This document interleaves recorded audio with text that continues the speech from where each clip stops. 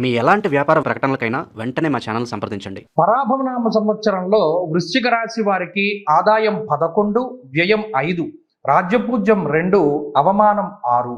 వృశ్చిక రాశి వారికి ఈ పరాభవనామ సంవత్సరంలో జూన్ నెల 2వ తారీఖు వరకు గురుడు అష్టమ స్థానమందు సువర్ణమూర్తి, ఆ తదుపరి అంటే జూన్ 2వ తారీఖు దాటిన తర్వాత 9వ స్థానమందు రజతమూర్తిగా సంచరిస్తారు. అలాగే ఈ సంవత్సరం మొత్తము కూడా శనేశ్వరుడు 5వ స్థానంలో రజతమూర్తిగానే సంచారం చేస్తారు.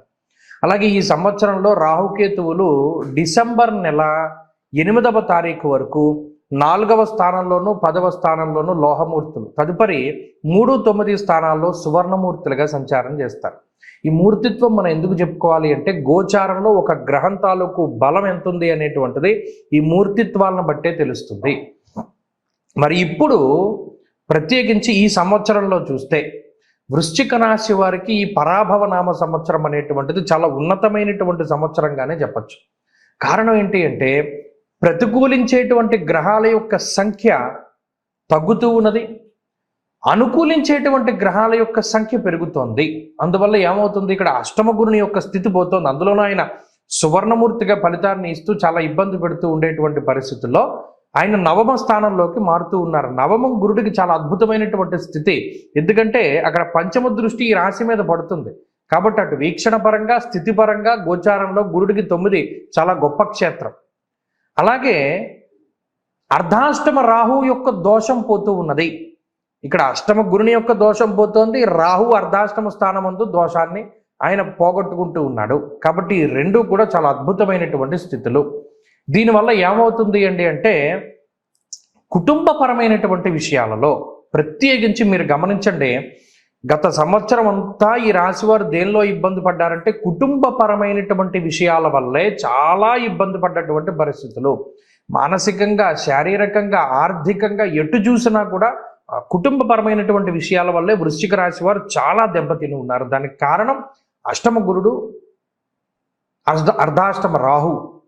ఎంత ఇబ్బంది అంటే ఒక్కొక్కసారి ఎలా వస్తుంది, నిష్ఠురం సాహసం క్రోధం అష్టమస్తే భవేద్ గురువు అన్నారు. అంటే ఇంకా నిష్ఠూరత వచ్చేస్తుంది, చిచ్చి మన బతికింతే అనేటువంటి భావన వస్తుంది. క్రోధం, విపరీతమైనటువంటి కోపం పెరిగిపోతుంది, దాన్ని ఎవడి మీద ప్రదర్శించాలో మనకి తెలియదు. ఇలా అష్టమంలో ఉండే గురువు అర్ధాష్టమ రాహు మిమ్మల్ని చాలా మానసికంగా అంటే దాన్ని ఫ్రస్ట్రేషన్ అని కూడా అనొచ్చు, అంత ఫ్రస్ట్రేట్ చేసినటువంటి పరిస్థితులు ఉన్నాయి. ఇప్పుడు దాని నుండి ఉపశమనం కలుగుతుంది. ఎప్పుడు గ్రహస్థితి ఒకేలా ఉండదు, గుర్తుపెట్టుకోండి. వృశ్చిక రాశి వారికి ఈ మానసికమైనటువంటి ప్రశాంతత లభించి సంవత్సరంన్నర కాలం అవుతూ ఉన్నది. ఇప్పుడు ఈ సంవత్సరంలో మానసికంగా మీరు కొంత ప్రశాంతతని అనుభవించేటువంటి కాలం ఇది. 9లో గురుడు, అర్ధంచ స్వకులాచార గృహే నిత్యోత్సవ శుభం. అంటే ఏదైనా ఒక మంచి జరగడానికి గురుడు అవకాశాన్ని ఇస్తాడు. అలాగే అర్ధాష్టమ రాహు యొక్క దోషం పోయిన తర్వాత విద్య, ఉద్యోగము, వ్యాపారము, కుటుంబ సంబంధమైనటువంటి వ్యవహారాలన్నీ కూడా మీకు అనుకూలంగా మారి ముందుకు వెళతాయి. మీ మీద బర్డెన్ తగ్గుతుంది. అలాగే గతంలో కనీసం బయటికి వెళ్ళడానికి ఇంట్రెస్ట్ చూపించినటువంటి వృశ్చిక రాశి వారు ఇప్పుడు కొంచెం ఇల్లు దాటి బయటికి వెళ్ళడానికి లేదా వేరే వేరే ప్రాంతాలని సందర్శించడానికి ఈ గ్రహస్థితి అవకాశాన్ని కల్పిస్తుంది. దేశాంతరవాసం చేయడానికి, విదేశీ విద్య లేదా దూర విద్య కోసం ప్రయత్నం చేసేటువంటి వారికి ఈ సంవత్సరంలో అవకాశాలు మెరుగ్గా ఉంటాయి. అంతేకాకుండా ఏదైనా లాంగ్ టర్మ్ కోచింగ్ తీసుకుంటూ ఉండేటువంటి వారు, కాంపిటేటివ్ ఎగ్జామ్స్ రాసేటువంటి వారు, వీరికి ఇప్పుడున్నటువంటి గ్రహస్థితి అదృష్టాన్ని చేకూరుస్తుంది. ఇప్పటివరకు అదృష్టం లేదు, అంతా కూడా చాలా దారుణమైనటువంటి స్థితి. ఇప్పుడు అదృష్టం అనేటువంటిది వస్తుంది. దాని ద్వారా ఈ లక్ ఫ్యాక్టర్ని చేతిలో పెట్టుకుని ముందుకు వెళ్ళేటువంటి పరిస్థితులన్నీ కూడా ఈ రాశి వారిలో ప్రధానంగా కనబడుతూ ఉన్నాయి.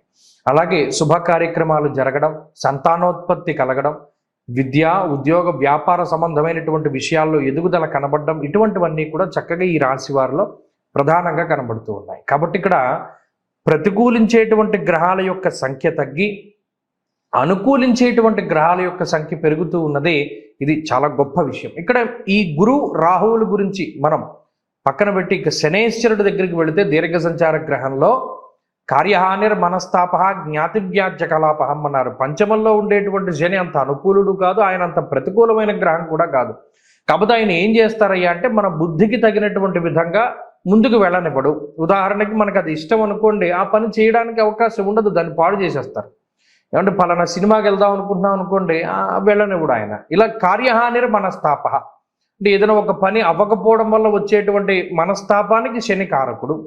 అలాగే ఇంకా ఇంట్లో మీకు కొంతమంది ఇలా కజిన్స్ అంటారు, ఇలా జ్ఞాతులు అంటూ ఉంటారు, వాళ్ళ వల్ల వచ్చేటువంటి కొంచెం ఏదైనా సమస్యలకి వాటికి కారణమవుతాడు శనీశ్వరుడు.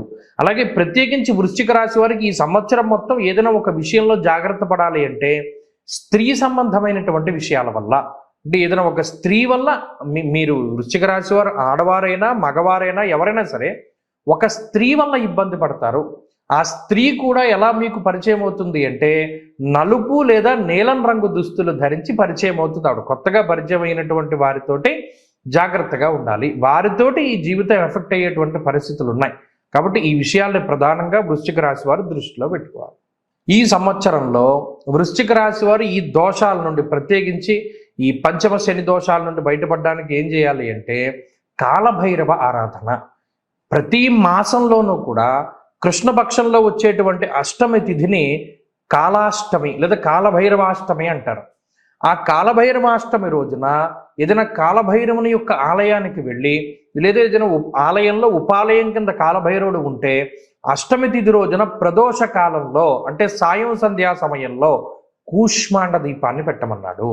అంటే చక్కగా ఒక బూడిద గుమ్మడికాయకు పసుపు రాసి దాన్ని 2 భాగాల కింద చేసి దానిలో ఉన్న గుజ్జును తీసేసి నువ్వుల నూనె పోసి పెద్ద ఒత్తులు వేసి 2 కాలభైరవుని ఎదురుగుండా దీపారాధన చేయమన్నారు. అలా ఎవడైతే చేస్తాడో ఈ వృశ్చిక రాశి వారిలో ఈ పరాభవ నామ సంవత్సరంలో వారందరికీ కూడా మంచి జరుగుతుంది. అలాగే ప్రతిరోజు పఠించవలసినటువంటిది కాలభైరవాష్టకము. మాసంలో కాలభైరవాష్టమికి ప్రాధాన్యత ఇవ్వాలి. ప్రతిరోజు కాలభైరవ అష్టకం పారాయణం చేయాలి. ఇలా చేసినటువంటి వారికి ఈ సంవత్సరం మంచి ఫలితాలు వస్తాయి.